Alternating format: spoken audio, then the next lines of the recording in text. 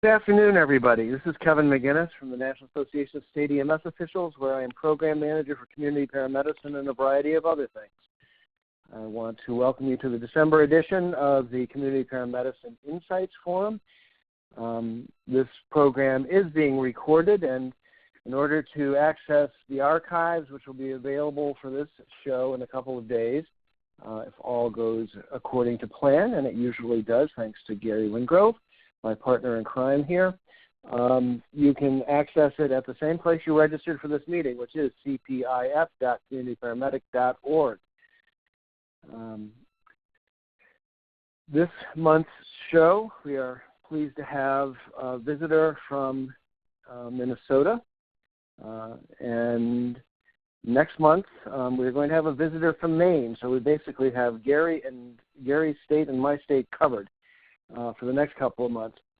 Also next month, which is the January 18th show, we will be not only having somebody who has actually embedded their community paramedicine program in a home health program, but I'm going to be doing a brief presentation on the new EMS initiative, something which you're going to be hearing a lot more about over the next year. So that's January 18th, 3 p.m. Eastern Time, same place, and we'll talk to you then.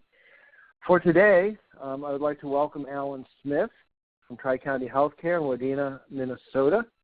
He's had a community paramedicine program going for about 26 months. Has 7 or 8, I believe, community paramedics active in the program, and we're anxious to hear what you have to offer for us, Alan. You want to take it away? Sure. As you said, my name is Alan.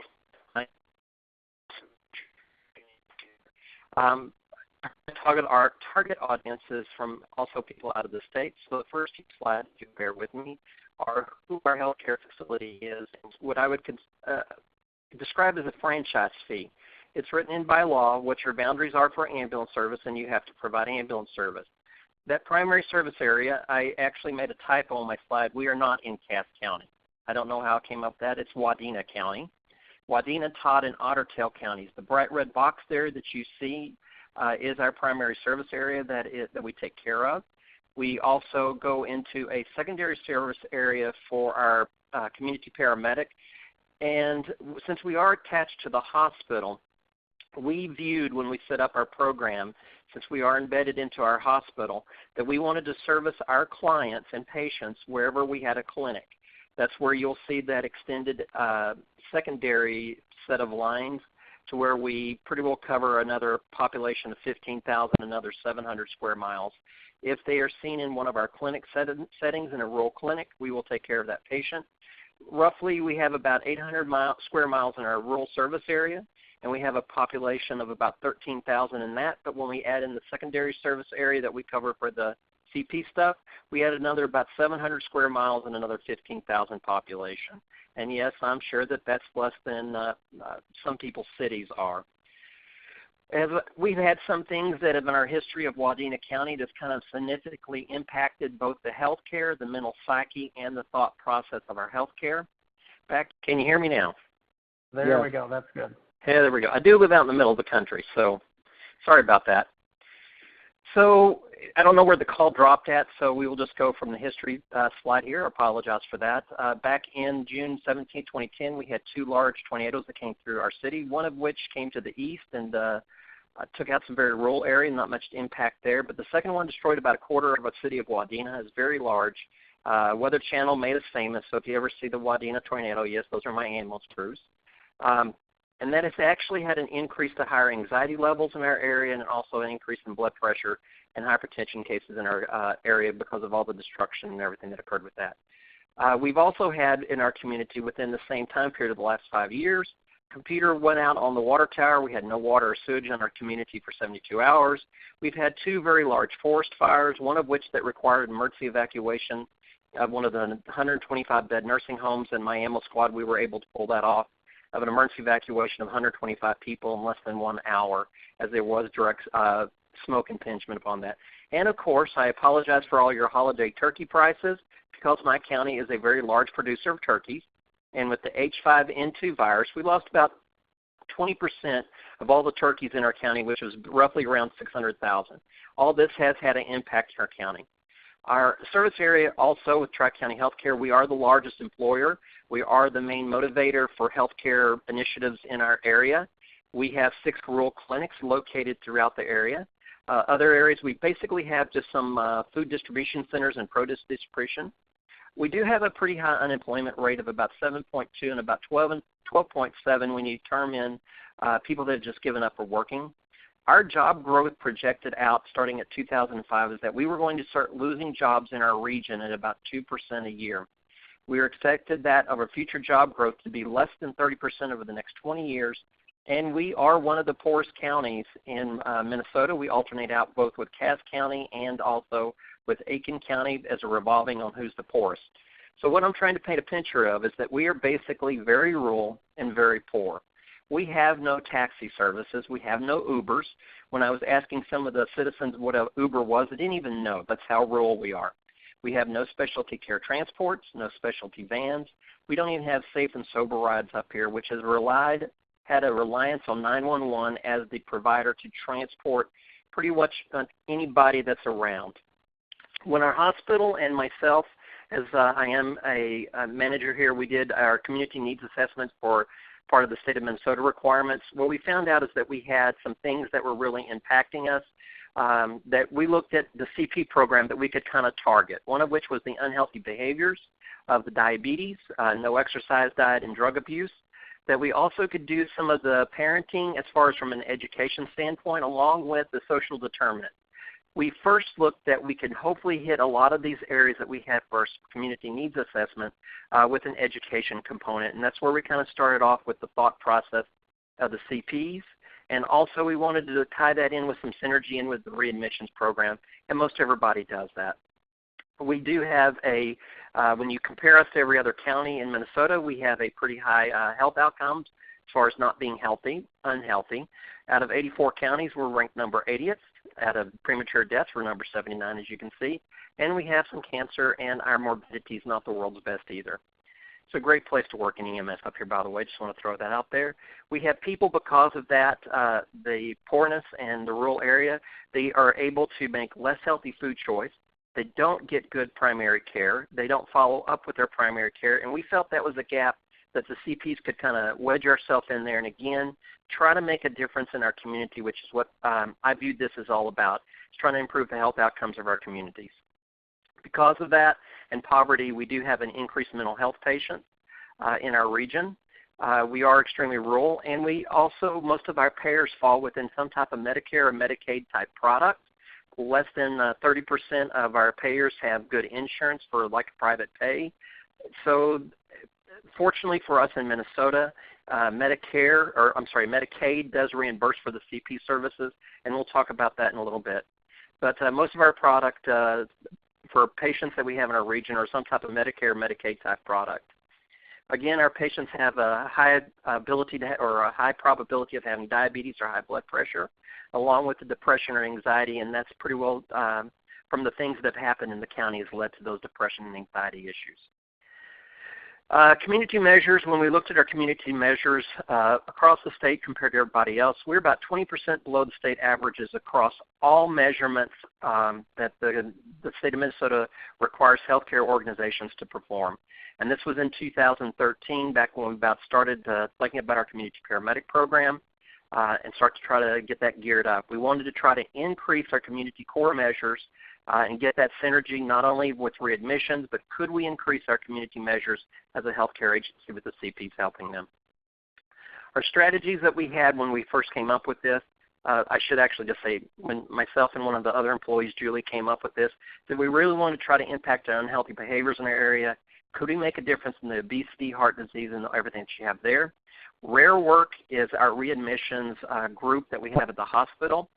Prior to the CP program, our readmissions work was very fragmented. There was a lot of silos that had built up, and the right hand did not know what the left hand was doing, and there was no coordination of that continuity to try to cut down on the readmissions.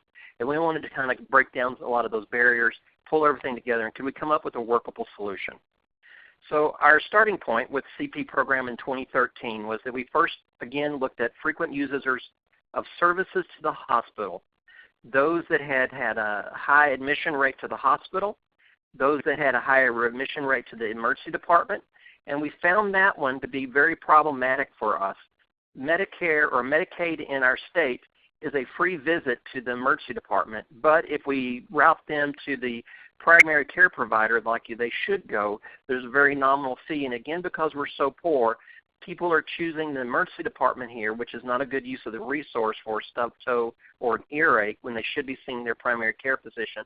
And that's a constant struggle with us, and we have talked to our MA partners at the state to try to, there should be a fix to that. There is no ability right now for the person to go see their primary care provider compared to go to the ER visit, and we're only talking about a $12 charge for that. We wanted to look at patients that were non-compliant. When we interacted with our primary care providers and our physicians and mid-level providers, I wanted their worst patients. We wanted the ones that they could not get to be compliant, that were not cooperative with them, and we really wanted to target that group of people to see if we can make an impact. 1 or 2 patients in a small rural community to us makes a big difference, and we wanted to make our providers happy. And we also wanted to find those people that had a gap. They were not homebound, and they did not qualify for home health, and that they had no insurance. We took everybody into the program basically irregardless of their ability to pay. We started off with this. We took patients that we looked at that had received our parameters for what we took in was that did they use the ER 3 or more times in a 4-month consecutive period over the year, that their primary care physician deemed them at risk of going into a nursing home. Did they need services that we could help them with either before they got to the nursing home or go out when they're discharged from the nursing home or from a long-term care facility? And those that had some type of chronic disease process that were isolated, they had no family, they had nobody to help support them, and we wanted to also help as we moved to the electronic medical record here, and patients that we were finding in the clinic side setting were confused about the healthcare process. Could we help them navigate to not use the ER, to use their primary care physician, to use those services that we had at Tri-County Healthcare appropriately and not just run to the emergency department every time they had an issue? We started looking at our patients that had our chronic disease monitoring, COPD, asthma, diabetes, hypertension, and we wanted to try to look at these patients and ensure that we could cut them down from that, especially our COPD patients that we've had some really good success with, which we were seeing on the ambulance side.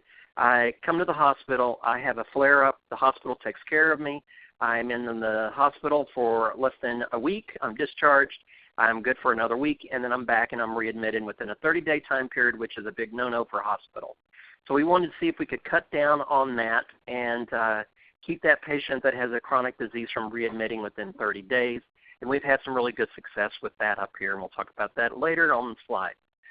Again, we felt that continuity of care across the healthcare spectrum was lacking up here, and that was my personal department mantra was, can we help with continuity of care? Can we make communication between the primary care physician, his patient? Every physician wants to take really good care of their patients. That's why they go in to be a provider.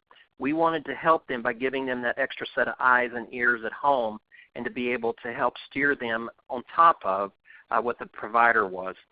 We have learned that patients, the physician may give them all the education in the world. The nurse prior to the discharge may give great education both on the admit and on the discharge, but the more times that we had the same message being repeated to the patient, we realized that we were going to get something to stick there and hopefully get a change in behaviors. A lot of it's long-term. It doesn't get fixed instantly. And again, we wanted to have the primary care provider have a complete picture of what the patient had going on, more of a holistic view of the patient. When I started to do this, I knew that we could not operate in a silo or a vacuum, and I tried to get a multidisciplinary team together throughout our healthcare facility, get everybody fully engaged and bought in. And this was probably my best learning moment for what to do. We pulled in our physicians and administrators. I pegged a physician, which was my medical director, Dr. John Tate, and one of my administration C-suite people, our Chief Nursing Officer, Kathy Kleen, and they pretty well much became our champions for this. Our CEO was very also amenable to this because Joel keeps up with what is happening, and he knew that this was the way of the future, so we had no pushback administratively. We pulled in our clinical support services from nursing services, both the clinic and hospital and ED. We pulled in our social services department. We even pulled in billing, coding, admissions, an Epic optimizer. The gentleman's name was Neil, and you'll see there that he was my hero because he did a lot of work for us. And we tried to pull in a group of core medics that could see the bigger picture.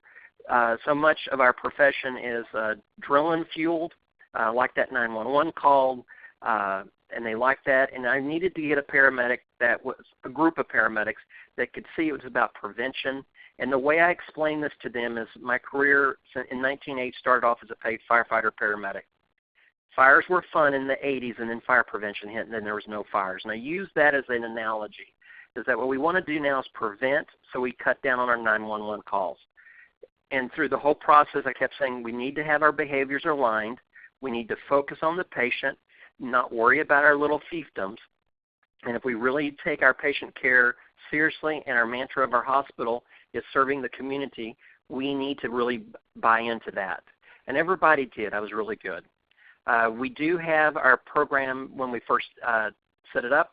We do have provider orders as far as a set of protocols and procedures that our medical director and myself worked out.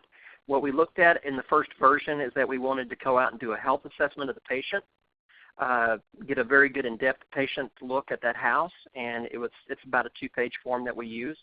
We also wanted to look at the disease monitoring and assessment that they were doing of their home. We also started to go out and doing lab specimen collection up front.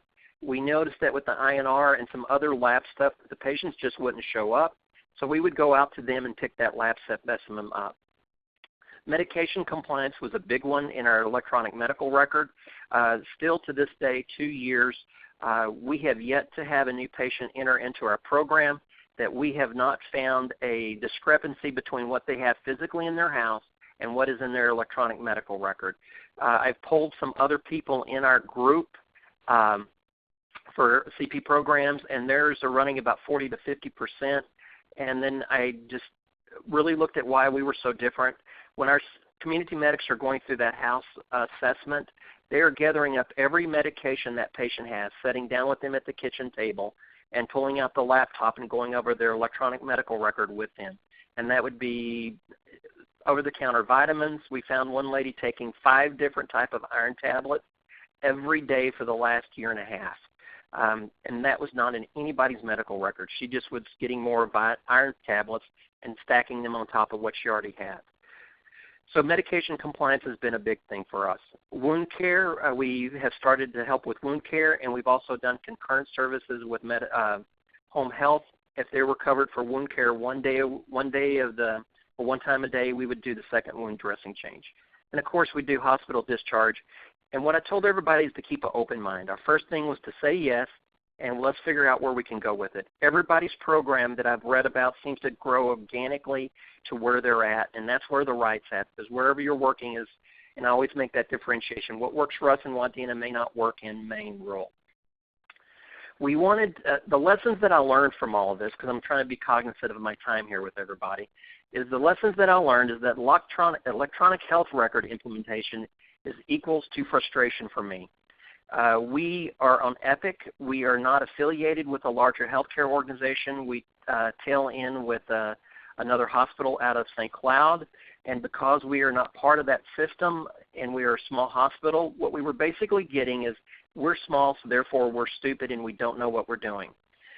Even to this day, as other agencies in that system are starting to upspeed, and the electronic Epic people down for them are realizing they need to do those fixes, they refuse to look at what we've already done, and they're trying to recreate a wheel themselves when it's already done, and we can tell them what they need to do. But then again, we're small, we're stupid, we don't know what we're doing. If you look at going onto your electronic medical records, this was about a 6-hour project with about 4 physicians of setting in with the electronic medical record as we set up our processes to what we're documented in, is the number of clicks. Did not know that mattered to a provider, but it does. Over 3 clicks, the provider will lose attention. They will not care about the data because it's too hard to get to.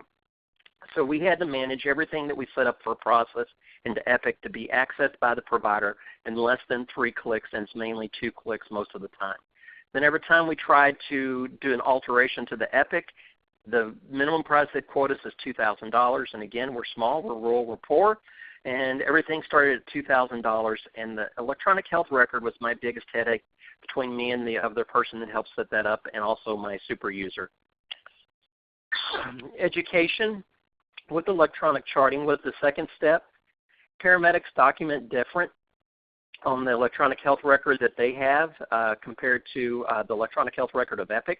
We had to get them to change. The providers aren't going to change. Hospitals are pretty well set on how they document in Epic, and we had to do a lot of education and staff awareness up to this day and ongoing about how to document correctly, what to document, what is erroneous that does not need to even be in there because it's a distraction, and what really needs to go in the electronic healthcare record. Barriers that we had come up with was our billing process. Again, Minnesota's, right, if I'm correct, the only state that has reimbursement from MA across the United States. Our little hospital, I was the first to submit a bill to MA. We pushed the go button on sending the electronic paperwork in for the bill on a Friday. Monday morning, the Medicare audit office called me from Minnesota and said they wanted our records because they were waiting for the bills to come through. We were the first, and they wanted to audit us, not only for them to learn from, but to see if we were doing it correctly. So, of course, when you have somebody with MA saying they're going to audit you think you messed up, and, oh, my gosh, I just pushed the send button. I'm already messing up. We were able to pass our Medicare audit, no problems. We were told to go forth and tell everybody how to document. We met all the documentation and then some that they requested, and we were quite fine. The other barriers that most people will have with this is additional funders. It is hard to – healthcare is evolving and changing, and I always like to use our CEO's example, is that we are a person on a dock in a boat. It's Minnesota. We have 10,000 lakes, so it's easy for us to get this up here. I got one foot on the dock, and that is I provide the service for the ambulance, and I get paid for it. My other foot is on the boat, and that's looking at prevention, and I have a shared cost revenue stream back as we go to an accountable care organization. Right now, we've got one foot on each, and we're doing the splits, and I'm kind of old, and I'm not as flexible as I used to be. So until that changes, we're going to continue to have to be pulled both ways, and we have to find additional funding measures until the Affordable Care Act goes away with the next president, or it stays put and gets hardwired in, and everybody follows that. We do know change will occur. Which way it will occur, we're kind of riding the boat, or we're in the dock right now doing the splits. We took all those changes, and then I needed to show, as we move forward until this program of 2015, when we started last year at about this time, what we needed to do is, could we show our organization a value that the CP program provides to our organization? Could I tie that to measures for quality that would support the triple aim of healthcare? And as we went forward, could I, because we had some headaches setting up and inventing a wheel rurally for us, could we take and share that information? I don't wish inventing a wheel on anyone. I think that sharing knowledge is good for everybody, and we viewed as a Johnny Appleseed for Minnesota and for some other areas out of state, is that the more that we had more CP programs putting in bills to providers, or not to providers, but to insurers, that sooner or later insurance would see this as not an anomaly and start reimburse it, so it would benefit me on the backside. What we came up with, our redefined data for 2015, and this was also part of a grant that we got from our EMA provider, South Country, that gave us $125,000 to come up with quality data that met the triple aim, try to make an impact into their patients, and also that it was an innovation model for them. We looked at for us, for last year, what we wanted to track was, first of all, comorbidities. What we found was that diabetes and hypertension were the two comorbidities that we saw with all of our patients that we have. The other thing that we looked for was patient satisfaction, part of the triple aim. And what we do is that we have a Press Ganey type scale, or a press scanning type survey that we do a callback by a neutral staff member that has no care about whether they give a good score or a bad score. And how we make our measurement is after 30 days or when they've graduated from the program. And we look at 3 areas. Was the community paramedic polite? Were they timely? Since we are rural, we do not have a true dedicated CP staff other than one person, and her name's Julie, and she kind of keeps all my data for me. So my community paramedics also work on a 911 ambulance. So we use what I call the cable TV scheduling method. They would just tell somebody they'd be here we'll be at your house sometime between 10 and noon. Is that okay? And we've never had any negative fallout from that. But we got graded on a 1 to 5, 5 being always, and going down from there. Our last up to this year, our patient satisfaction results are 5, 4.8, and a 5 for were they polite, were they timely, and overall care, did they take care of them. Our quality of life was something that we kind of had to develop off of a Gallup survey for the patient's perceived quality of life. We took that. It was roughly about a 40-page document that the first CP, as part of that home assessment, on their first visit when they go out, they do that quality of life survey with them, and then they repeat it with them in 30 days. Our first visits for our CPs usually take about 2 to 2.5 hours to complete. They're very in-depth, and we don't try to leave no stone unturned. So they go in. We did not know what quality measure for a percentage that we should set for this. Nobody had been collecting this data for a patient's perceived quality of life, so we set it at 5%. We figured if in a 30-day period, if we could get a 5% increase in the patient's perceived quality of life, we were golden, we were great, life's wonderful. But what we've actually had so far this year is overall about 11.42% in the patient's perceived quality of life from the time they started the CP service to 30 days in it. Then the next thing, so we were able to show their satisfaction. Patients are satisfied. The patients have an increase in their quality of life. The other thing is our patients referred, and that number is wrong, and it should have a 3 in front of it, should be 38, not 18. Patients referred to other processes. We have had some really good success stories for us, and it has to do with my CPs taking that time on that first visit to things to think about. If a patient has an asthma diagnosis or a problem in their coding in their electronic medical record, health insurance will pay, depending on the insurer, 1 to 2 years for a pulmonary function test. Otherwise, there's no data to support that the treatment regimen that they're on is working. When we have COPD patients, one of the things we look at is have they had a PFT in the last 2 years. If not, we get them referred in for a pulmonary function test. It increases their compliance with their asthma meds and ensure that they're also on the right medication. I know some areas across the United States have had problems with their home health care. We have not. We refer patients to home care, and they actually like us. What they've realized up here for us is that if a doctor or physician has referred the patient to home care, they had a higher refusal of that service compared to if the community medic made that referral. So if the primary care physician was looking at the patient to go to home care for home health, they would let the CP know. The CP would go out during their time and then explain totally that home care was about providing care in their home longer term. What we were finding out from our patients with this is that they equated that if I get home health, this is a stair-step bridge to go to a nursing home. And we had to break that thought process with them. And we've referred to home care. Home care refers to us. We find people that need sleep studies, we refer those, physical therapy, occupational therapy, and those are a part of our quality measures. We also want to ensure that every patient that the CP does was part of the coordinated care plan on both our side and now as we move further into 2016, part of a hospital, and we'll talk about that. But during the first visit, the CP would develop a care plan of what they thought. We didn't want people to be just open-ended in our program. So we have them develop a care plan, we meet that care plan, and they graduate. And can we cut down our readmissions in both to the ED and the 30-day readmit? And in this last year, I only had one patient that readmitted twice. And for lack of a better term, we know who the provider was in the ER, at the time that caused this cascade of one patient having 2 readmits both to the hospital and to the ED, and they were a tenem locum, for lack of a better term, and people make mistakes, and it was just one patient. So in the last year, for us, we just had one patient that readmitted twice, both to the ED and to the hospital, and that was over a 7-day time period.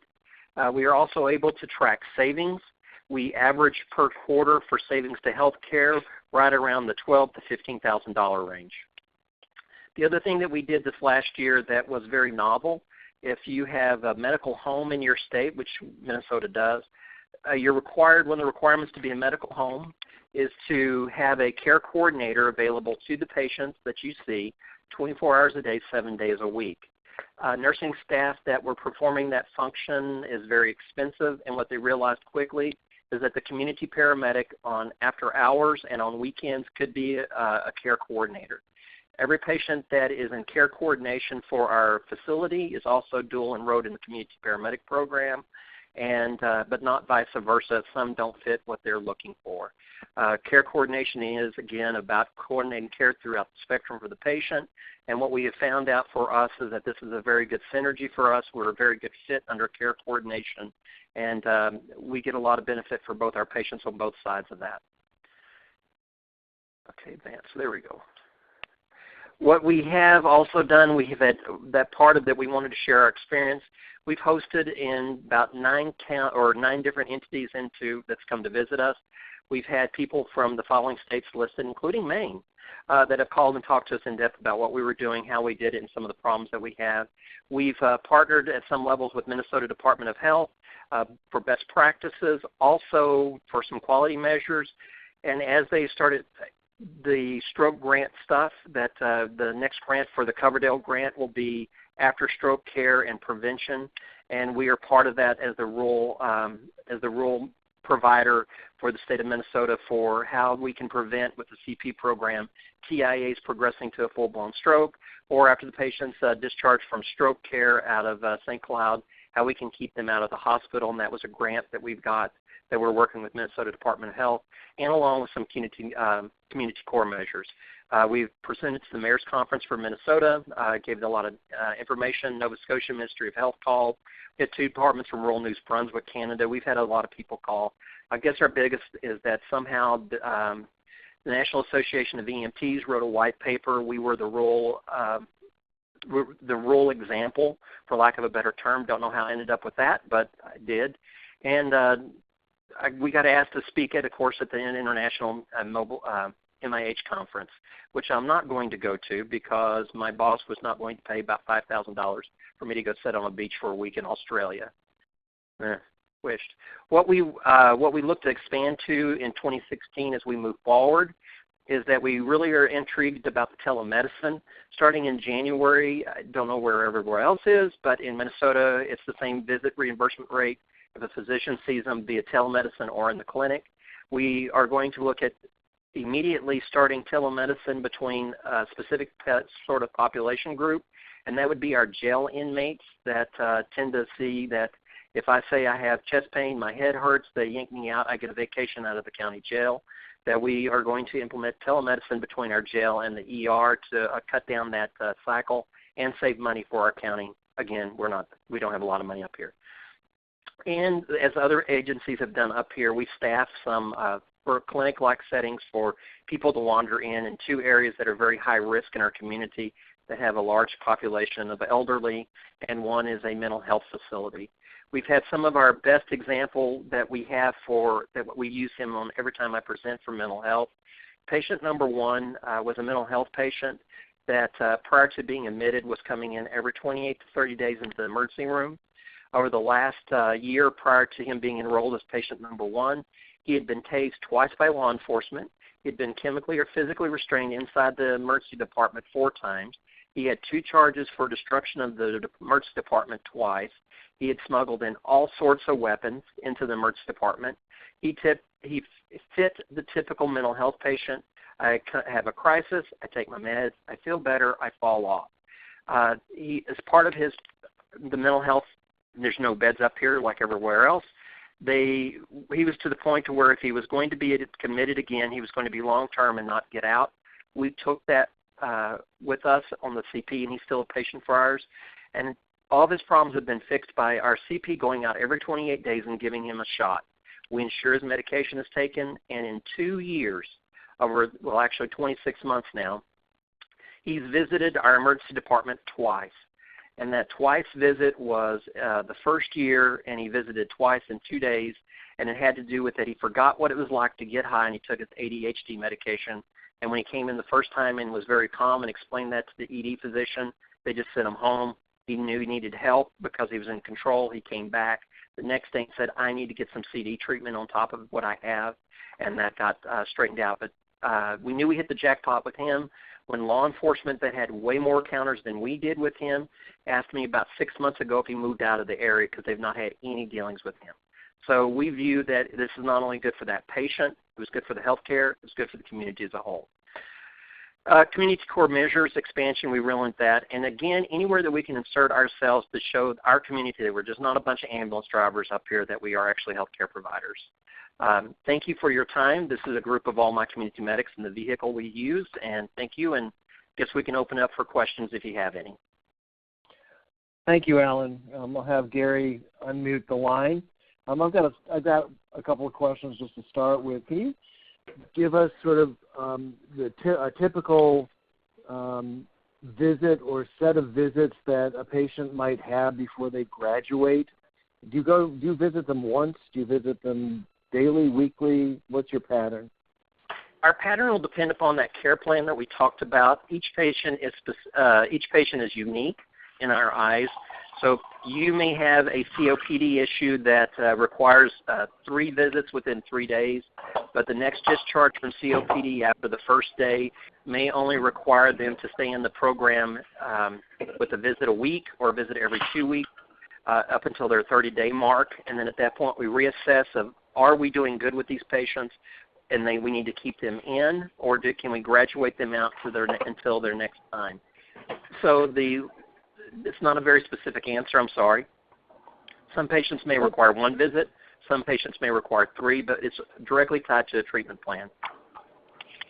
I think that's great. I was just curious if it was rigid or flexible, and it sounds like it's fairly flexible, which is probably a very appropriate thing. Yes, you talked very about flexible. You talked about doing care coordination, having taken that over from some of the other folks in Tri-County Healthcare. What might you typically be called upon to do, say, on a weekend or whenever the usual care coordinators are not there? 3 months ago, we'll use this because I love the example. 3 months ago, COPD patient was having problems. It was enrolled in our both medical home as care coordination, was having some issues with they were having problems breathing. Before we had the patient in care coordination in the CP program, that patient would just have a 911 call. The CP went out, troubleshot the patient. There were some anxiety issues. We gave the shot. We called medical control for us for the CP side. We gave him a shot of Solumedrol, gave him some Ativan, sat with him for about 30 minutes. He was fine, no need to come in. He was not in crisis. We've had other patients with the care coordination. They may have, this really sounds stupid, some of the stupidest questions known to man at 2 o'clock in the morning, like what time is my doctor's appointment? Some patients are very high anxiety ridden, and we've been able with the care coordination just simply talking to them and talking them down off the ledge that there's nothing wrong, that they can wait until their appointment the next morning. So that's kind of what they're doing in the after hours, and that's why it was an easy fit for us after hours instead of having to employ additional nursing staff or additional care coordination staff to do that. The hospital was able to save some money. Super. Well, last question from me, and that is on the jail telemedicine program, are you using landline telemedicine or wireless? Are you using a tablet or something that's We have a tablet attached to a Wi-Fi hotspot, and they have that proxy set in to where we can access the electronic medical record straight off that laptop. The laptop's not used for anything else other than for the Epic. So our IT staff were kind of uncomfortable with this process until we assured them that they could lock it down totally, and that's the only thing that we could access. So we have a hotspot attached to our laptop that we just go in with it to the patient's house, sit down, and flop it open, make connection, and go from there. Okay, great. Let me open this up to anybody else who has a question. The conference has been unmuted. Yeah, I'll jump in. This is Peter Carlson down at North Memorial. Alan, thank you very much. Really good presentation. Got a couple of questions. I won't take up too much time. Are you familiar with UserWeb when it comes to accessing other Epic users' documentation? Yes. We are able to log into actually you and North. If we can break the glass, go in and see the patient's chart from there. Yes, we are familiar with that, and we've done that. So we've had some cross-sharing with some of the hospitals up here that are on Epic. Great, actually, since you're on the phone, y'all have a really good program on how you're wired for Epic too, and we keep telling CentraCare that they should just ask one of us. Right. Well, I think, yeah, across the similar EHR lines, it's important that we all have a understanding, and the goal is to send up some of our smart phrases and then have other folks take them, manipulate them, reshare them, and kind of share across the lines. My second question, I got about 9, but I'm only going to ask 2. Okay. As far as the jail telemedicine concept, who is on the other end so that you can drop the some of the codes that are forthcoming as far upcoming in regards to reimbursement? Are there designated hours where you can gain access to a PAMP or MD to have that two-way video audio? What we're looking at right now, like I said, we're in only the infant stages of this. What we're looking at is that we're just going to use the ER provider, that the ER provider would go into a little room off to the side where they look at the x-rays, for lack of a better term, and we would just call the ER and say, hey, you need to go in there and log in. So that's what we're looking at right now. So we just don't want to get that person out of it's a small county jail. We just don't want to take them out of the county jail. It costs the county a lot of money. So we're trying to save the county money, and we're trying to also look to see if we can expand that. So right now we're looking at just using it with the ER physician. That's great. Existing resource. Yeah. I guess I will ask one third question, and that is, in regards to the frequency or the duration of kind of, prior to graduating out of the program, I understand the focus and the motivation behind the 30-day concept. Have you looked at substituting phone calls for house calls, kind of getting into Coleman model as far as, we've identified the needs in person. Now we're going to have subsequent telephone encounters and then kind of wrap up with a physical visit? We actually do both. Yeah, we do both. So we not only, during that care plan, they will write out that we need 4 inpatient visits within a 2-week time period or 2, and then we also need to follow that up with 3 or 4 phone calls. So we actually we do both. Great. Well, thank you again. And you can ask more questions. We're good. Hey, Alan, Scott Winston has a question, if I can answer that off the chat. He said, what education have our CPs received? We have sent all of our patients, or all of our CPs have gone and completed the CP program from Hennepin Tech, which is about a 12-semester or credit class that is done in 1 semester. And for Minnesota, we have to have a CP certification. And for that certification, we have to have completed a formalized, basically another semester of college. And all of ours have had that. So I hope that answers your question, Scott. Yeah, and Scott, that is the national consensus curriculum. I'm not sure exactly how the hours amount now at Hennepin, although I've been through the program by distance learning from Maine. And it's generally in the area of a little bit over 100 hours of distance learning for us, some classroom learning. We're lucky to have Dr. Wilcox actually come all the way to Maine and give us a little bit of classroom training as well as some of our own physicians, and then a couple 100 hours of clinical. And it's still that. And it's still that, okay. Great. Other questions?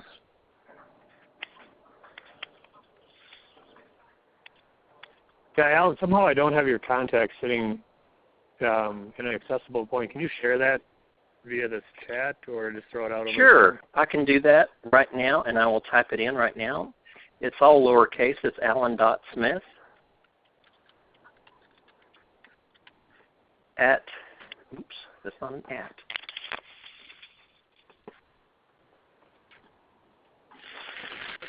at tchc.org.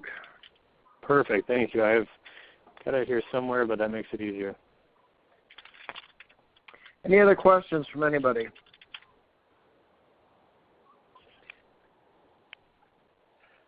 Okay, we see your contact information on the chat box. Thank you.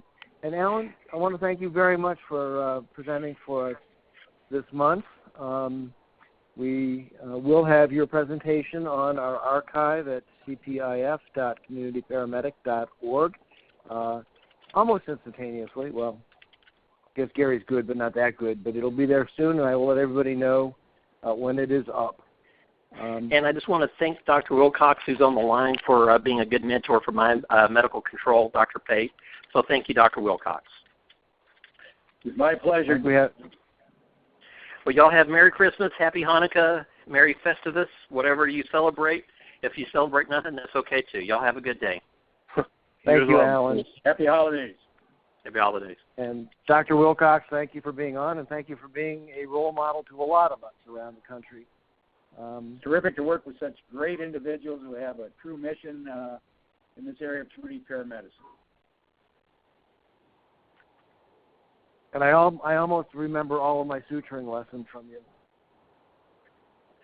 Ready for a brush up? I'll help you out. Okay, everyone. I want to wish everybody a happy holiday. Again, our next program will be on January the 18th at 3 p.m. Eastern Time. We'll be featuring a service from Maine that is embedded in the home health care program of a hospital and actually utilizes 3 different ambulance services. And we're going to talk a little bit about the new EMS initiative, which everybody's going to hear a lot about in the coming year.